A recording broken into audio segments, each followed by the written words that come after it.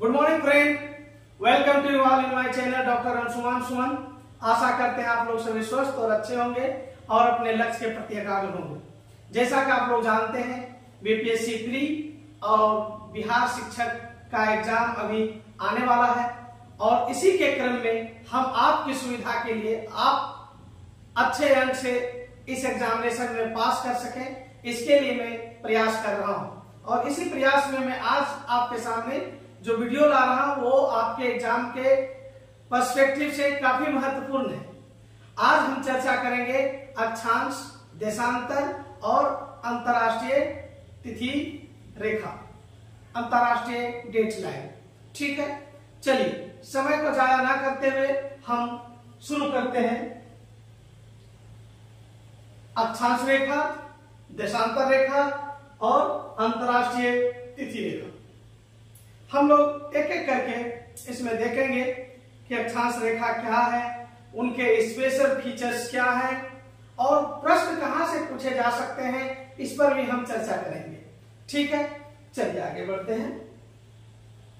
आप इसमें इस पिक्चर में आप देखिए, ये जो आपको दिख रहा है, तो यहाँ पे मैं आपको दिखाने का प्रयत्न किया हूं, जिसको आप भली भांति समझने का प्रयास करें।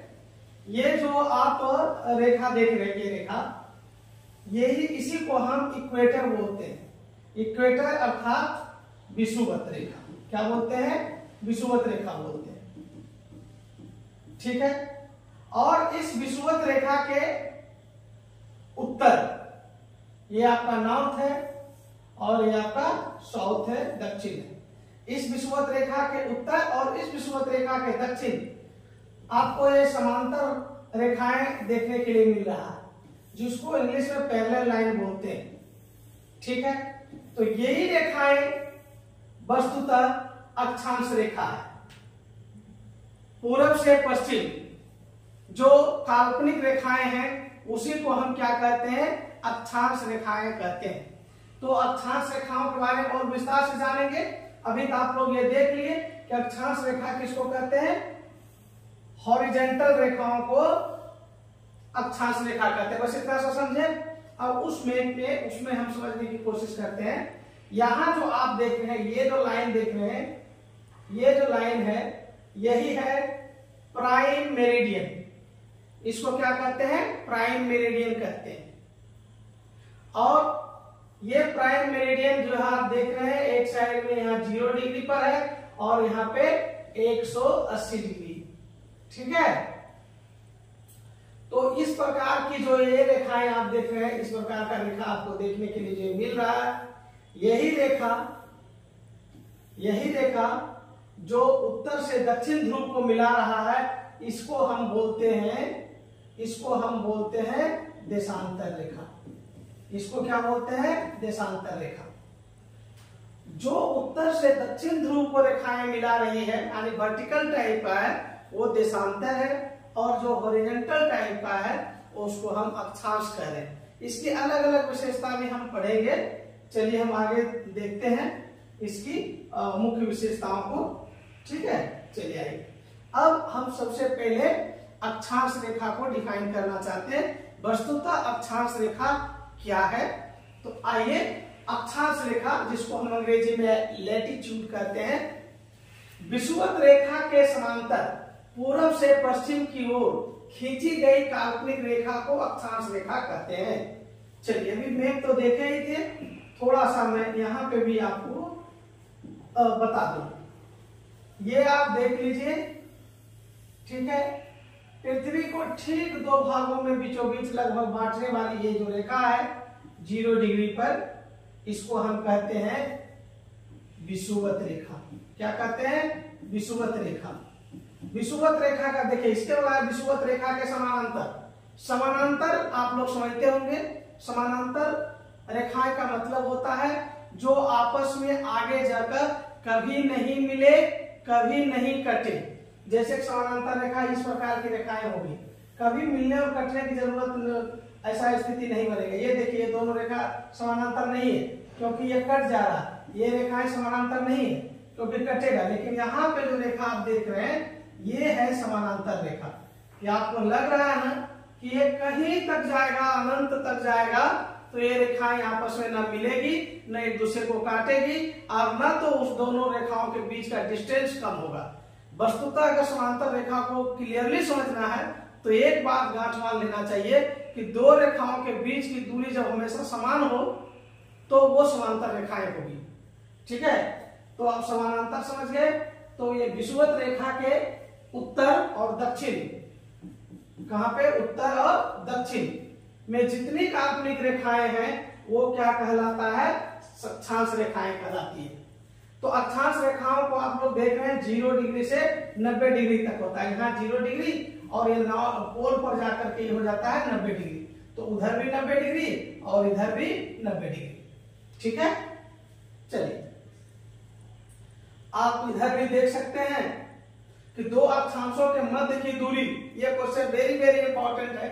हम बताए थे, बीच में ही आपको बताएंगे कौन सा क्वेश्चन बहुत महत्वपूर्ण है। तो याद रखिएगा कि दो अक्षांशों के बीच में, जैसे कि एक अक्षांश तो ये है और एक अक्षांश बीच है, इस दोनों के बीच की जो दूरी है, इस दूरी, ये जो दूरी है 111 किलोमीटर होता है, ये याद रखिएगा। और चूंकि ये रेखा समांतर रेखाएं हैं, इसीलिए हमेशा अक्षांशों के बीच की दूरी क्या होगा, समानांतर होगा। बहुत खास बात, इसका हम आगे के स्लाइड में भी सीखेंगे। ठीक है, चलिए आपको हम बता देते हैं। ठीक है, नेक्स्ट वीडियो करके आपको हम और क्लियर करते हैं। तो इस प्रकार से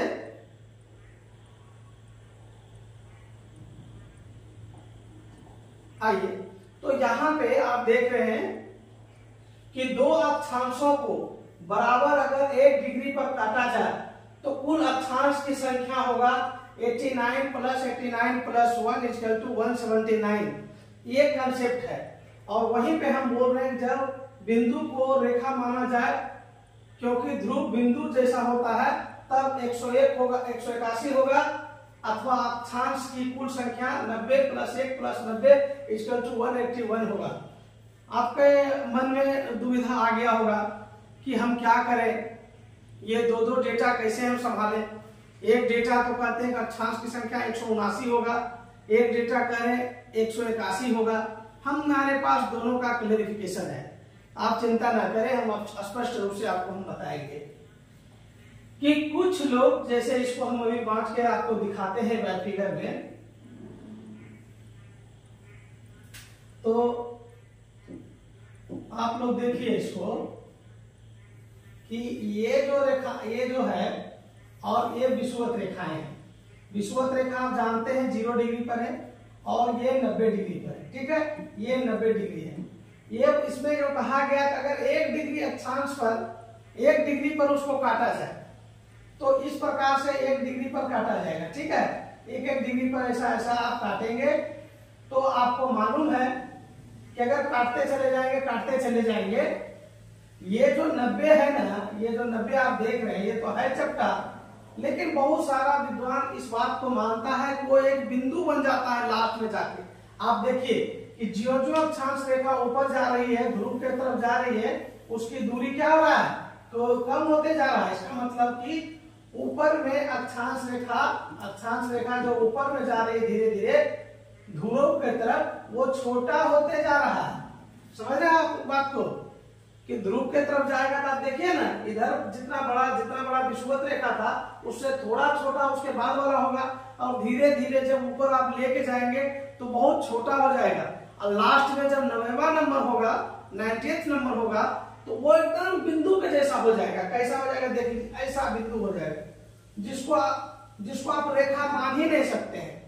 तो बिंदु को जब आप रेखा नहीं मानिएगा, एक लाइन अगर आप नीचे रहिएगा 90 से एक लाइन नीचे, तो यहाँ पे 89 है। समझ गए? जब कोई विद्वान इस बात को माने कि जो वो ध्रुव वाला पॉइंट है वो बिंदु है, तब जो है स्थिति क्या हो जाएगा, 89 + 89 + 1 होगा। क्यों 1? क्यों 1 तो हो गया विषुवत रेखा, 89 इस साइड में और 89 उस साइड में, तो जोड़ के हो जाता है 179। ठीक है, लेकिन जब बिंदु नहीं माना जाए, अगर अंतिम वाला को अगर रेखा मान लिया जाए, अभी फिर से एक फिगर बना देते हैं और फिर से हम विषुवत रेखा काट देते हैं। इसको बिंदु नहीं एक रेखा मान लिया जाए, ठीक है। तब इधर 90 और इधर 90, क्योंकि यहां से यहां तक एक काटेंगे तो 90, यहां 90 और बीच में 1, तो 90 + 1 + 90 = 181। यही है, आपको दोनों ही डाटा एनसीईआरटी में लिखा हुआ है, 179 भी और 181 भी। अब ये बात है कि अब दोनों डेटा है तो गलत कौन को सही कौन है, तो दोनों ही सही है, क्योंकि आप सिचुएशन तो समझ लिए कि जब हम बिंदु मान लेंगे तब 179 हो जाएगा, जब हम बिंदु नहीं ध्रुव को रेखा मान लेंगे तो 81 हो जाएगा। जब आपको ये प्रश्न पूछा जाएगा तो उसमें 79 या 81 आंसर रहेगा, ठीक है। चलिए अब क्लियर हो गया होगा इसके बारे में। अब आगे हम लोग बढ़ते हैं। अक्षांश रेखाएं समानांतर होती है, जो कि मैंने पहले ही समझा दिया। समानांतर का तात्पर्य मैंने समझा दिया कि ऐसी रेखाएं समानांतर होती है जिसके बीच की दूरी हमेशा बराबर हो। अगर यहाँ 1 मीटर है तो यहाँ भी ये 1 मीटर होगा और एक दूसरे को ये कभी नहीं काटेगा, वो समानांतर रेखा है। ऐसी ही रेखा अक्षांश रेखा होती है, ठीक है। ये रेखाएं बराबर नहीं होती है, सही बात है। आप फिगर को फिर से देख लीजिए, ये विषुवत रेखा जो सबसे बड़ी अक्षांश रेखा है, आप इसके ऊपर लेके जाइए, थोड़ा छोटा हो गया, और लेके जाइए, छोटा हो गया, छोटा हो गया, छोटा हो गया। इसका मतलब क्या हुआ कि अक्षांश रेखाएं आपस में बराबर नहीं होती है। तो ये बात भी क्लियर हो गया, ये बात भी क्लियर हो गया। विषुवत रेखा सबसे बड़ी अक्षांश रेखा होती है, स्वाभाविक है ना। जब वो बीच में है तो आप देखिए सबसे बड़ा है कि नहीं।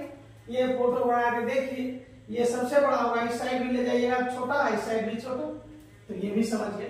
तो अक्षांश रेखाएं के बारे में हम लोग बहुत ही बेहतरीन से बड़ी सावधानी पूर्वक एक एक पॉइंट पर चर्चा किए। आई होप कि आप निश्चित रूप से एंजॉय कर रहे होंगे और इससे बाहर कोई प्रश्न नहीं आएंगे। क्लियर कंसेप्ट है ये, ठीक है। चलिए आगे बढ़ करके देखते हैं और अक्षांश रेखा के बारे में देशांतर रेखा पढ़ते हैं। तो देशांतर रेखा हम लोग देखे थे कि अक्षांश रेखा तो क्षैतिज होता है जिसको हॉरिजॉन्टल बोलते हैं, और देशांतर ऑलमोस्ट वर्टिकल होता है, ऊपर से नीचे यानी नॉर्थ से साउथ को मिलाने वाला होता है। इसको थोड़ा सा आपको मैं मैप पर दिखाने का कोशिश करो। मान लो ये है, तो इसमें एक जो होता है ये प्राइम मेरिडियन होता है, ये 0 डिग्री और ये 180 डिग्री। इसके बारे में भी चर्चा करेंगे हम। यहां से नॉर्थ से साउथ मिलाने वाली, नॉर्थ और उत्तरी ध्रुव से दक्षिणी ध्रुव मिलाने वाली रेखा को ही हम देशांतर रेखा कहते हैं। तो ये जो है अक्षांश से जस्ट अपोजिट है, यानी अक्षांश के जैसा नहीं है। अक्षांश जहां जमीन पर रहता है, पड़ी लाइन है, तो ये खड़ी लाइन है, ठीक है। अब इसको पढ़िए। उत्तरी तथा दक्षिणी ध्रुव को मिलाने वाली काल्पनिक रेखा को देशांतर कहा जाता है। अब क्लियर हो गया होगा। अच्छा, ग्रीनविच रेखा से किसी स्थान का कोणात्मक दूरी एक स्थान से देशांतर कहते हैं। अब आप समझ में आएगा ग्रीनविच क्या है। तो ग्रीनविच एक लंदन में एक जगह है जहां से हम लोग क्या करते थे ना कि देशांतर को काउंट करने में बड़ी मुश्किल होता है, क्योंकि आप लोग जो देख रहे हैं ना देशांतर जो है इसको काउंट करना इसके मुश्किल है। कहीं से स्टार्ट करेगा फिर वहां वापस जाने में मुश्किल था। एक जगह कोई खास बिंदु होना चाहिए था, एक खास स्थान होना चाहिए था जहां से देशांतर को काउंट किया जा सके, ठीक है ना। इसीलिए यहाँ पे एक ग्रीनविच लंदन में, कहाँ पे है, लंदन में, London that is UK England, वहां पे एक जगह है ग्रीनविच। क्या है? ग्रीनविच एक जगह है, वहां से देशांतर को काउंट करने के लिए, गिनती करने के लिए एक जगह माना गया। तो वो जो देशांतर है ग्रीनविच वाला देशांतर, ठीक है, वो देशांतर आपको जो ग्रीनविच वाला देशांतर है ये 0 डिग्री पर आपको मिलेगा, ठीक है। तो इसके बारे में और भी अगले स्लाइड्स में भी हम डिटेल में बात करेंगे, लेकिन इसके पहले की देशांतर रेखा के बारे में और थोड़ा बहुत समझें कि देशांतर रेखा वस्तुतः क्या है, ये गिनती में सुविधा देती है, और देशांतर रेखा का जो सबसे प्रमुख कार्य है ये बताता है समय। देशांतर रेखा से ही हम समय निकाल पाते हैं। अभी हम इसके बारे में पढ़ेंगे एक एक करके, ठीक है ना। और अब हम जो अगले स्लाइड में जाए इसके पहले आपको देशांतर रेखा का एक गुण यहाँ लिखा हुआ है उसको देख लीजिए कि देशांतर रेखाओं की लंबाई बराबर होती है, लगभग बराबर छोड़ दीजिए, ठीक है, बराबर होती है। क्यों बराबर होती है आप देख लीजिए, उत्तरी ध्रुव से मिलाने के लिए दक्षिण ध्रुव की तरफ जाने वाली सभी रेखाओं की दूरी क्या होगी, बराबर होगी।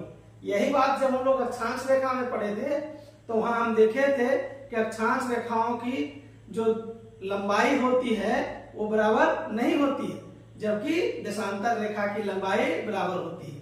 ठीक है, चलिए आगे हम लोग देखते हैं। आइए अब हम बोले कि ये जो रेखाएं हैं कौन, देशांतर रेखाएं, ये समांतर नहीं होती है। अब तो आप समांतर बढ़िया से समझ गए होंगे, ठीक है। तो कैसे समांतर को समझिएगा, देखिए ये उत्तरी ध्रुव है और ये दक्षिणी ध्रुव है, ये प्राइम मेरिडियन है 0 डिग्री, ठीक है। और आप देखिए कि ये लाइन ऐसे आया और ये लाइन ऐसे आया। आप देख लीजिए कि यही रेखा दो रेखा है जहां एक ही बिंदु पर जाके मिल जा रहा है या काटती हुई प्रतीत हो रहा है। समांतर रेखा के प्रॉपर्टीज में हमने अभी बताया कि वह दो रेखा जिसके बीच की दूरी हमेशा क्या हो, समान हो और कभी नहीं काटे, एक दूसरे से नहीं मिले, तब वो समानांतर होता है। इसमें ऐसा हो रहा है, नहीं हो रहा, इसलिए ये रेखाएं क्या है, ये रेखाएं समानांतर नहीं होती है। ये बहुत इंपॉर्टेंट, याद रखना पड़ेगा आपको ये चीज कि अक्षांश रेखाएं समानांतर होती है, क्योंकि आप देख लिए थे बीच की दूरी हमेशा बराबर था। वहीं पे देशांतर रेखा जो होती है वो आपस में समानांतर नहीं होती है, क्योंकि ध्रुव पर जाकर के एक दूसरे से मिल जाती है, ठीक है, इसलिए ये समानांतर नहीं है। अच्छा, ध्रुवों से विषुवत रेखा की ओर देशांतरों की दूरी बढ़ती है। आप जब देख लीजिए, यहां से ध्रुव से चलिए आप, यहां जो दोनों रेखाओं के बीच की दूरी है, आप धीरे धीरे देख रहे हैं कि दूरी जाके थोड़ा बहुत, ये तो फिगर में ज्यादा थोड़ा दिख रहा है, लेकिन थोड़ा बहुत अंतर पाया जाता है। यानी कि ध्रुव पर जो दूरी होगा देशांतर के बीच में वो कम होगा और धीरे धीरे जब वो कहां तक जाएगा, कहां तक, विषुवत रेखा के अगर आसपास वो पहुंचेगा, ये रहा विषुवत रेखा, तो वहां पे सबसे ज्यादा होगा कि नहीं, सबसे बीच में ही जाके सबसे ज्यादा वो हो जाएगा। तो इसलिए आप देखेंगे कि ध्रुवों पर देशांतर के बीच की दूरी थोड़ा कम, लेकिन सबसे ज्यादा कहां पे होगा, विषुवत रेखा पर दो देशांतरों के बीच की दूरी सर्वाधिक होगा। और ये दूरी कितना किलोमीटर है, 132 किलोमीटर। ये एग्जैक्टली याद रखना है। अक्षांश के बीच की दूरी क्या था, 1 किलोमीटर हर जगह था। ये तो आपको उसी विषुवत रेखा का आसपास मिलेगा, लेकिन बाकी जगह पर नहीं मिलेगा इतना, बाकी जगह पर कम और ज्यादा मिलेगा। तो आई होप कि आप इन सारी प्रॉपर्टी जो विषुवत रेखा का देशांतर रेखा का और अक्षांश रेखा को आप लोग समझ गए हैं, ठीक है। अब आगे चलते हैं। अच्छा, तो देशांतर के लिए भी जैसे हम लोग बात किए थे ना, देशांतर की गिनती में कठिनाई होता है, ठीक है। के कारण सभी देशों ने सर्वसम्मति से तय किया कि ग्रीनविच वेधशाला से गुजरने वाली देशांतर रेखाओं से गणना शुरू की जानी चाहिए। यही बात अभी हम पहले ही कर चुके थे कि हम क्यों ग्रीनविच को एक स्थान माने, क्योंकि देशांतर चूंकि 360 होते हैं और वो वृत्त सर्किल पर होता है। अगर इसको फिगर में देखिएगा तो ये जो आप देख रहे हैं,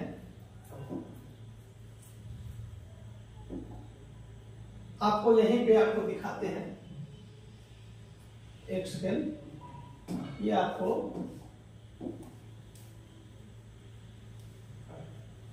इस फिगर को देख लीजिए। कहीं से भी आप अगर गिनने का प्रयत्न किए तो बाकी काफी कंफ्यूजिंग हो जाता है। तो ये जो कंफ्यूजन को दूर करना है, इसीलिए हम एक पॉइंट को पकड़ लेते हैं और इस पॉइंट को पकड़ के गिनना शुरू करते हैं। जब यहां से 0 डिग्री से आप जब जाते हैं ना, एक साइड से जब जाएंगे तो 3D तो ये नहीं है, नहीं तो दिखता आपको एक साइड से जाएंगे तो पूरा 180 डिग्री के बाद यहीं पर पहुंचते हैं, और अगर इधर से भी जाएंगे तो 180 डिग्री यहीं पे पहुंचेंगे, और इधर से भी 180 डिग्री, ठीक है ना। लेकिन यहाँ पे ध्यान देने की वाली बात है कि यहाँ पे जो आप ये देख रहे हैं कि 0 डिग्री, जिसको हम प्राइम मेरिडियन कहते हैं, ठीक है, और यहाँ पे 180 डिग्री है, तो हम लोग यहाँ दो नाम से इसको जानते हैं, 180 डिग्री का देशांतर रेखा और एक 0 डिग्री देशांतर रेखा। तो 180 डिग्री और 0 डिग्री देशांतर रेखा मतलब इस प्रकार का शेप बनेगा, एक साइड वाला और दूसरे साइड वाला। तो ठीक है, तो एक साइड वाला जो है 0 डिग्री का है और दूसरे साइड है 180 डिग्री का, ठीक है ना। तो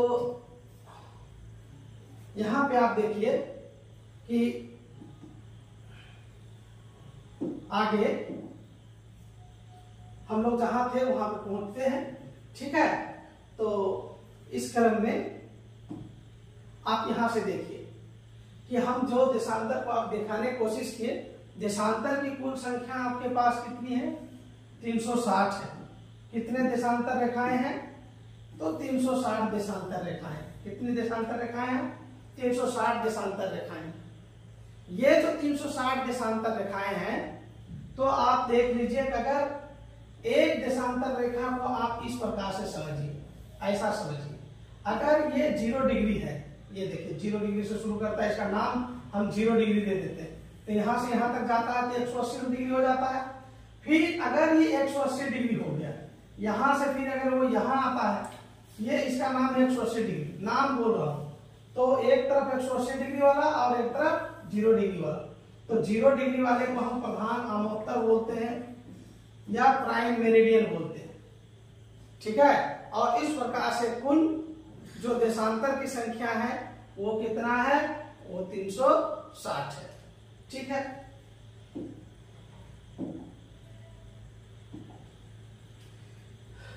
देखिए अब तो हम आप देख लिए कि यहाँ पे एक चीज और क्लियर हो जाएगा आपके लिए, अभी धीरे धीरे बहुत सारा चीज क्लियर करेंगे।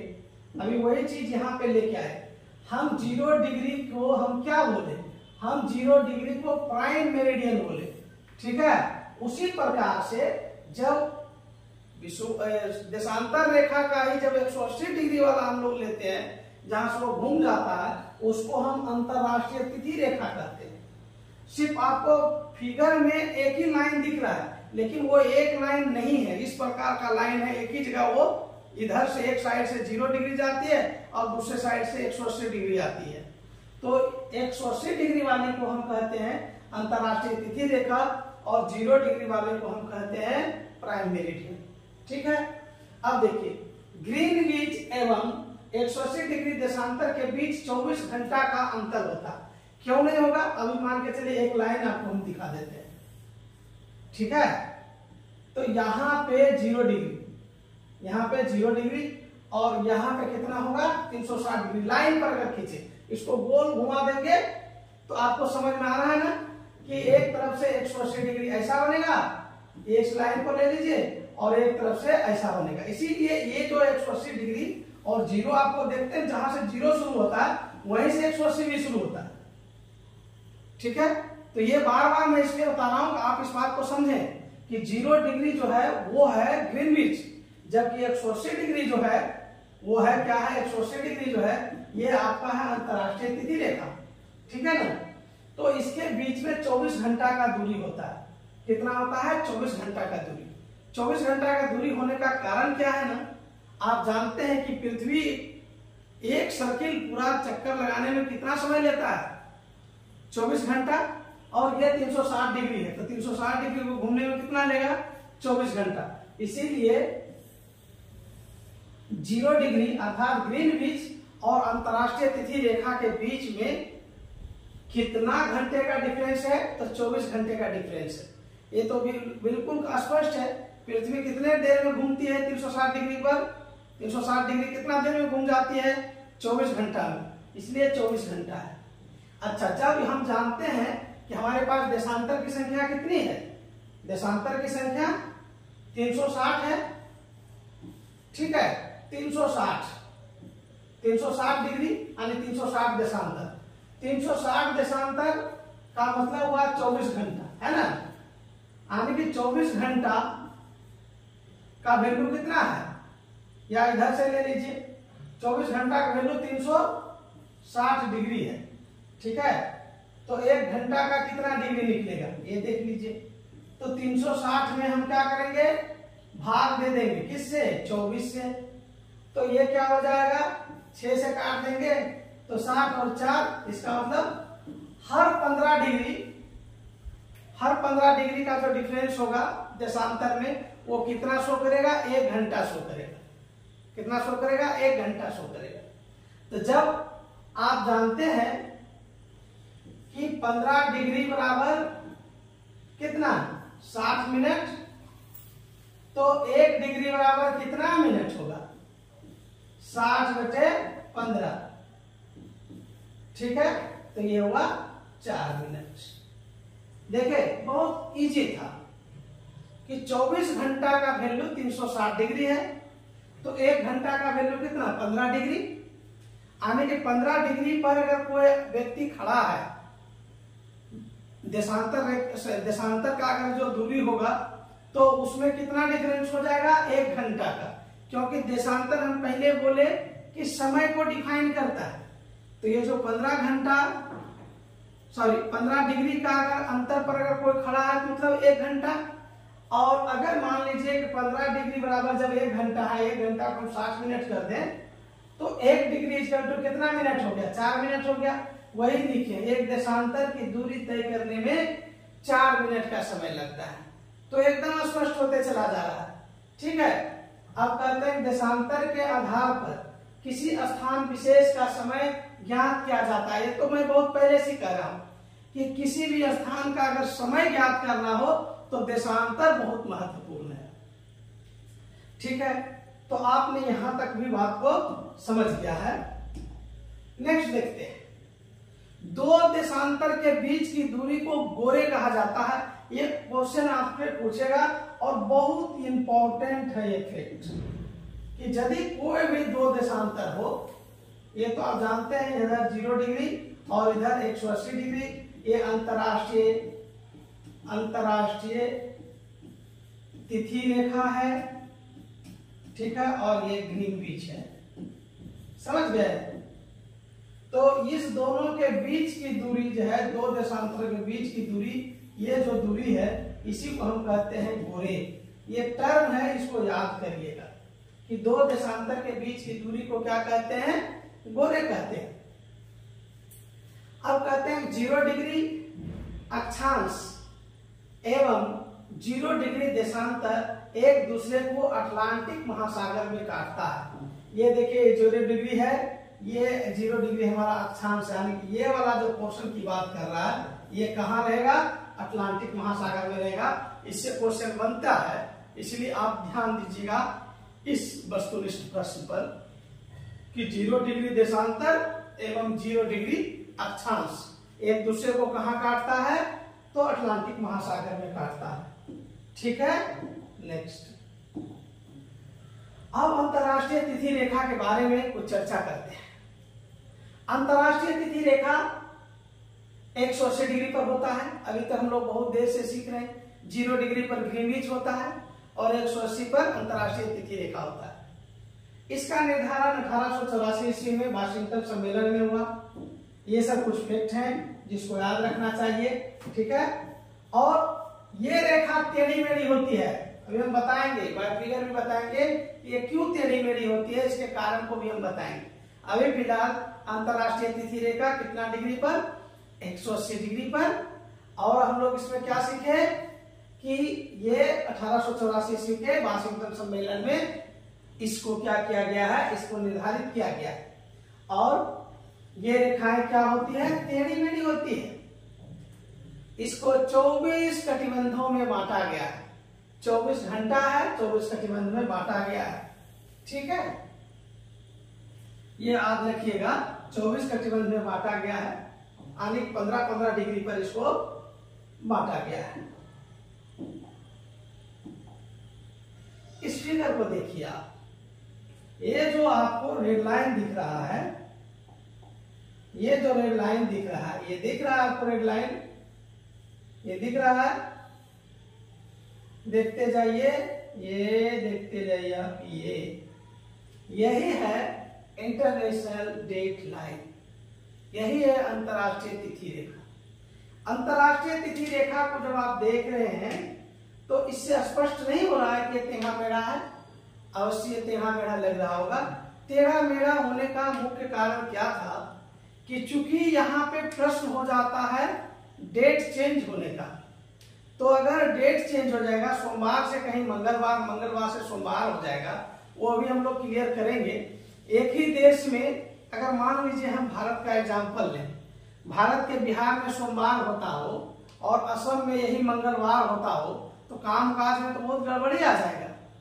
बोला जाएगा सोमवार में ये करना है, तो उधर सोमवार तो नहीं मंगलवार हो गया है, समझ गए।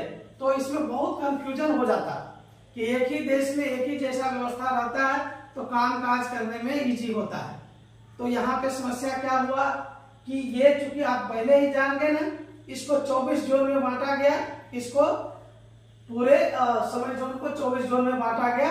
तो उस 24 जोन में क्या होता है कि जो देश बहुत बड़ा होगा वो 15 डिग्री में तो सीमित होगा नहीं, क्योंकि 15 डिग्री बराबर 1 घंटा होता है, 24 जोन मतलब 24 घंटा है। तो कुछ देश तो ऐसे होंगे ना कि 15 डिग्री से ज्यादा लेंथ लेता होगा, इतना बड़ा लेंथ लेता होगा, इसमें 4-5 गो 15-15 डिग्री का आ जाए, 75 डिग्री होता होगा उसका एक्सटेंशन। ऐसे हैं जैसे रसिया, बहुत सारा, उसमें कम से कम 11 टाइम जोन है। अमेरिका ले लीजिए तो 7 टाइम जोन है। वो तो भारत भी है ना, भारत में भी 2 टाइम जोन हो सकते हैं, क्योंकि यहाँ पे भी लगभग 30 डिग्री का एक्सटेंशन है। तो लेकिन क्या है कि भारत को हम बीच में रख करके इसको बचाए हैं। इसी प्रकार से बचाने के लिए ही कि किसी देश में एक ही प्रकार का दिन हो कम से कम उस देश में, इसलिए थोड़ा अप एंड डाउन आगे पीछे इसको किया गया। एक तो वो कारण है, और दूसरा जो महत्वपूर्ण कारण है कि अंतर्राष्ट्रीय तिथि रेखा को समुद्र से गुजारने की कोशिश किया गया है। और समुद्र से इसलिए गुजारने की कोशिश किया गया है कि अंतर्राष्ट्रीय तिथि रेखा ये डिसाइड करता है कि अगर उसके पूर्व और उसके पश्चिम में 1 दिन का फर्क हो जाता है, तो अगर किसी देश में अगर गुजार दिया जाता तो उस देश का तो बहुत मुश्किल हो जाता जीना, कि आप बगल वाला जो है बोलता हम सोमवार में है और उसके बगल वाला उधर लाइन के ऊपर बोलता हम मंगलवार में। तो इसलिए इस लाइन को जो है समुद्र से पार कराने की कोशिश किया गया है। फिर भी कुछ उसमें बीच में जैसे द्वीप आ गए, कुछ देश आ गए, तो उसको मोड़ मोड़ करके लेना पड़ा कहां तक हुआ है, ठीक है। इसीलिए ये टेढ़ी मेढ़ी आपको देखने के लिए मिलता है, ठीक है। आप एक बात पढ़ लीजिए, तिथि निर्धारण के लिए एक काल्पनिक रेखा 180 डिग्री देशांतर उत्तर से दक्षिण की ओर खींची गई है, जो प्रशांत महासागर से होकर गुजरती है। और अंतर्राष्ट्रीय तिथि रेखा के बारे में जानना चाहिए, ये किस महासागर से गुजरती है? प्रशांत महासागर से गुजरती है। जबकि आपको हमने बताया कि अक्षांश डिग्री 0 डिग्री अक्षांश और 0 डिग्री देशांतर कहाँ है? वो अटलांटिक महासागर में है। जबकि 180 डिग्री देशांतर कहाँ पे है? वो प्रशांत महासागर में है। ये सब फैक्चुअल बात है, इसको याद करना पड़ेगा आपको, ठीक है। नेक्स्ट, अब इसमें पढ़ लीजिए, देखिए जो कहा गया कि संयुक्त राज्य अमेरिका के वाशिंगटन डीसी नगर में आयोजित 1884 ईस्वी में संपन्न इंटरनेशनल मेरिडियन कॉन्फ्रेंस में 180 डिग्री में आमोत्तर को अंतर्राष्ट्रीय तिथि रेखा के रूप में निर्धारित किया गया, जो हमने पहले ही बात किया था, ताकि विभिन्न देशों के समय में अंतर की वजह से यात्रियों को परेशानी ना हो।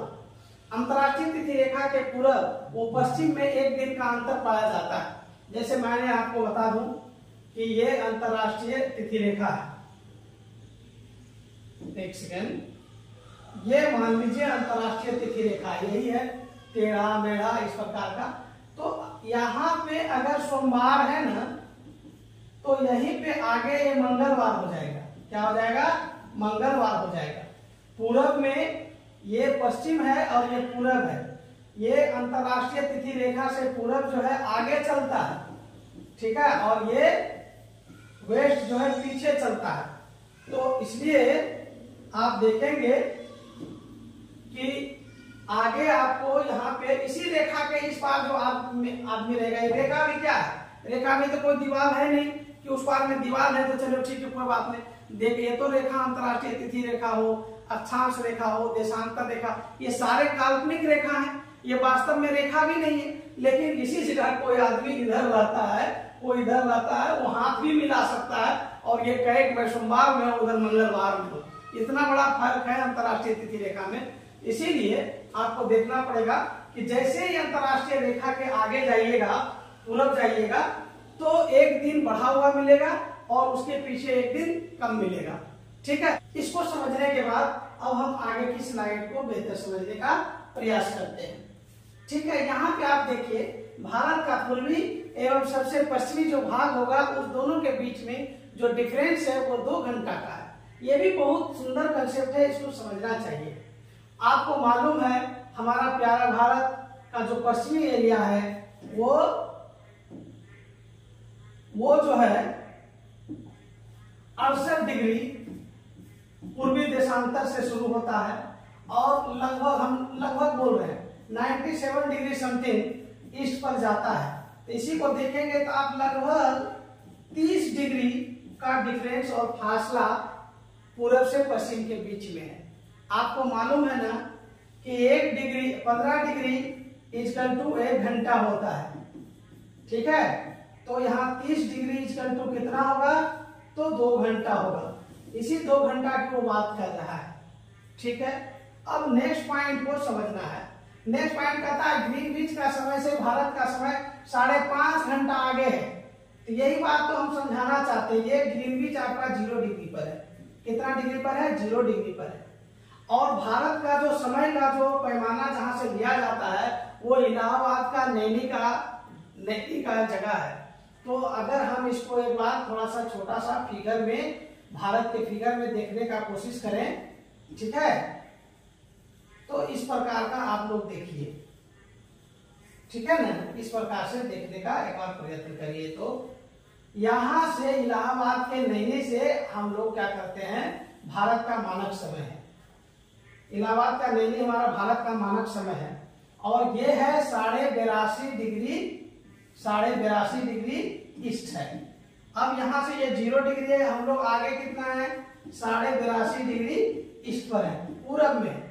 हम पहले ही बोले थे कि 0 डिग्री से अगर आप पूरब जा रहे हैं तो आगे जा रहे हैं और उसके अगर पीछे हैं तो उसके आप पीछे चले जाइएगा। वो टाइम जो है माइनस में जाएगा और इधर प्लस हो जाएगा। भारत जो है ग्रीनविच के पूरब में है, यानी ईस्ट में है। इसका मतलब ग्रीनविच में जो समय होगा उससे हम लोग आगे रहेंगे। ग्रीनविच में अगर मान लीजिए, यहाँ पे एक एग्जांपल देता हूं, 5 बज के सुबह हुआ है तो हमारा भारत, ये ग्रीनविच मतलब इंग्लैंड मान लीजिए, तो हमारे भारत में यही समय क्या हो जाएगा ना, यही हो जाएगा। इसमें 5.5 घंटा जुड़ करके यहाँ पे हो जाएगा 10:30 AM हो जाएगा। ठीक है, भारत में कितना बजेगा उस समय, 10:30 बज जाएगा। क्यों, क्योंकि हम 5.5 घंटा क्या है उससे आगे हैं। तो 5 AM में 5.5 घंटा जोड़ देंगे तो 10:30 AM हो जाएगा। अच्छा, ये तो हम लोग सीख गए फैक्ट से कि भारत का जो समय है ग्रीनविच से 5.5 घंटा आगे चलता है। लेकिन क्यों 5.5 घंटा आगे है उसको हम लोग निकाल के पढ़ लेंगे तो मजा नहीं आएगा, उसको भी हम लोग पढ़ लेते हैं। देखिए, आपको मालूम है कि 15 डिग्री इक्वल टू कितना घंटा, 1 घंटा। तो 75 डिग्री इक्वल टू कितना घंटा, 5 घंटा। अगर इसमें 75 माइनस कर देते हैं 82.5 में तो कितना बचता है, 7.5। अब 7.5 मतलब 15 डिग्री का 1 घंटा, तो 7.5 डिग्री का कितना घंटा, आधा घंटा हुआ ना। अभी देखिए यही दोनों मिला के 5.5 घंटा हुआ ना, जो कि हम लोग वहां देख रहे थे। है आसान, समझ में आया। तो 82.5 डिग्री, चूंकि ये पूरब है इसीलिए 82.5 डिग्री को आप कन्वर्ट कर दीजिएगा तो 5.5 घंटा आ जाता है। बहुत मजेदार था ना। हम लोग देशांतर को भी समझे, अक्षांश को समझे, अंतरराष्ट्रीय तिथि रेखा को समझे और कुछ महत्वपूर्ण पॉइंट है तो उसको भी हम लोग समझने का प्रयास करेंगे। ठीक है, देखते हैं कौन सा पॉइंट है इसमें।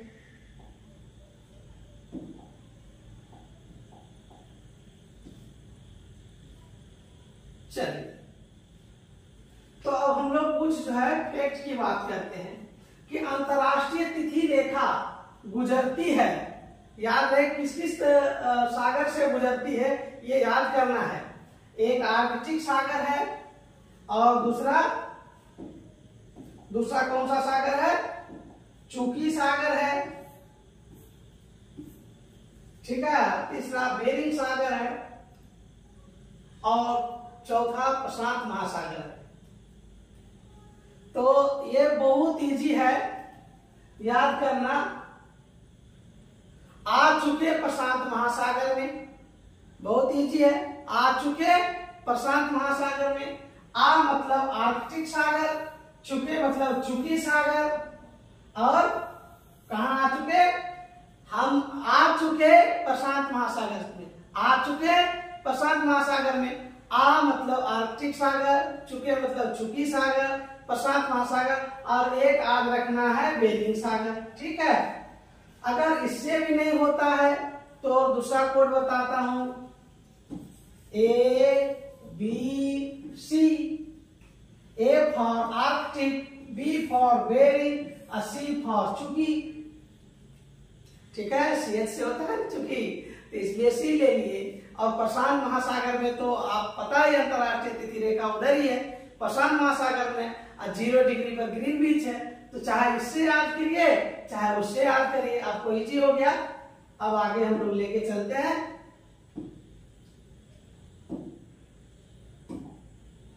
आगे का किन जगहों पर इसे मोड़ा गया है, ये बहुत डीपर, ये यूपीएससी लेवल में क्वेश्चन पूछे जाएंगे।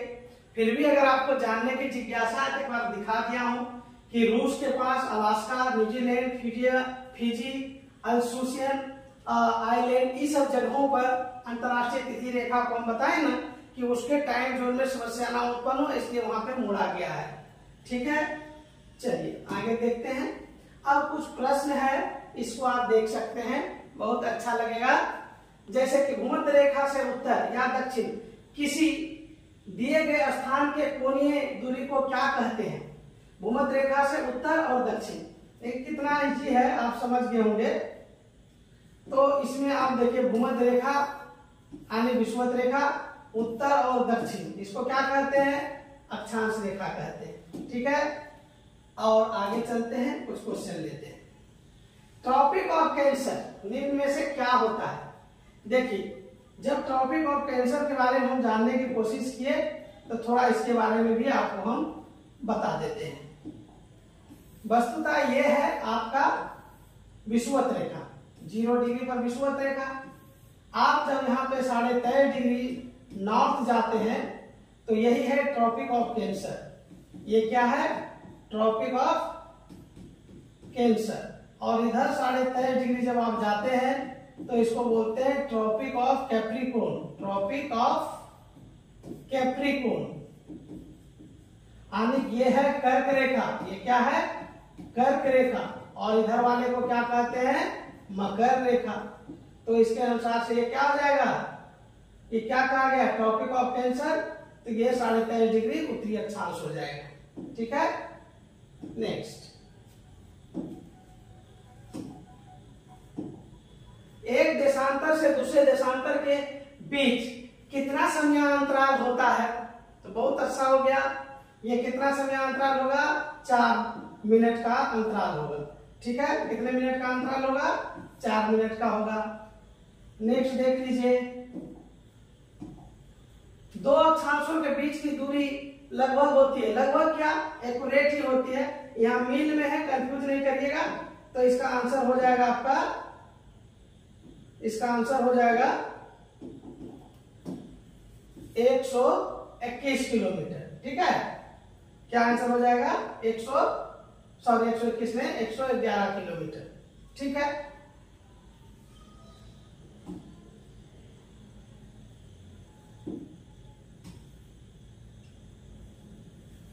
नेक्स्ट देखते हैं।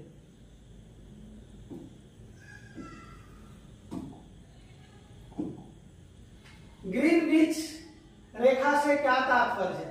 ये 0 डिग्री अक्षांश है, 0 डिग्री देशांतर है कि 180 डिग्री पूर्वी देशांतर है, 180 डिग्री पश्चिमी देशांतर है।